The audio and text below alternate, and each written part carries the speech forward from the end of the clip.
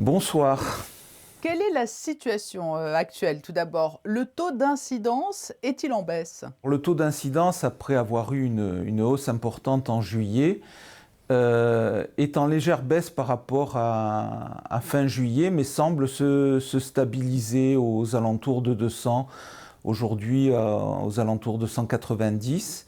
Donc pour l'instant, avant de parler de baisse importante, on va parler de stabilisation du taux d'incidence. Plus de 90% des cas sont dus aux variants Delta.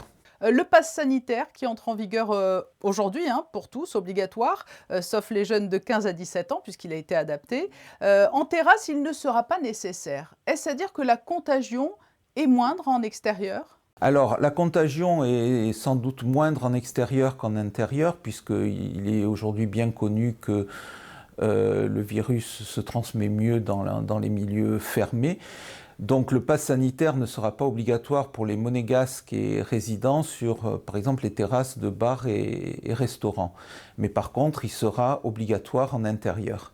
Le pass, c'est un coup d'arrêt à la propagation, car il assure de la négativité de son détenteur.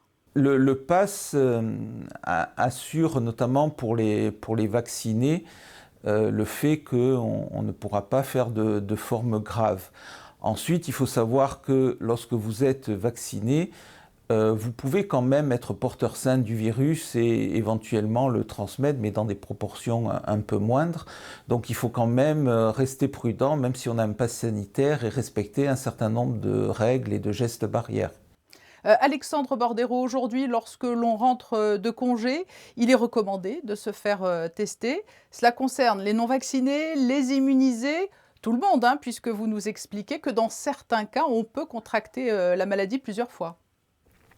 Jusqu'au 11 septembre, on pourra aller se faire tester sur rendez-vous, bien sûr, après avoir pris rendez-vous au centre Covid, mais sans prescription médicale, que ce soit pour les résidents, les monégasques, les scolarisés à Monaco, mais aussi les travailleurs qui, jusqu'à aujourd'hui, avaient besoin d'une prescription médicale pour faire un test PCR à Monaco. Test gratuit, c'est une information importante. Le pass sanitaire reste un outil précieux, mais l'arme ultime, c'est la vaccination. C'est la principale recommandation gouvernementale, soutenue également par le Conseil national.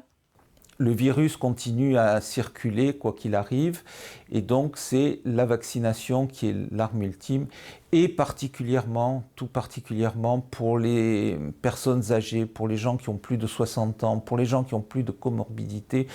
On ne peut que conseiller d'aller se faire vacciner, parce que c'est quand même parmi les gens hospitalisés la grande majorité.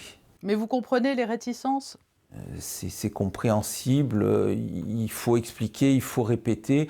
Aujourd'hui, sur ce vaccin, on a quand même un an de recul, hein. Ce sont des vaccins qui sont particulièrement surveillés dans le monde entier. Donc vous pouvez y aller, et surtout si vous êtes une personne âgée, surtout si vous avez des comorbidités, des maladies chroniques, de l'obésité, etc. Enfin, toutes ces maladies qui ont été largement décrites, il faut absolument vous faire vacciner.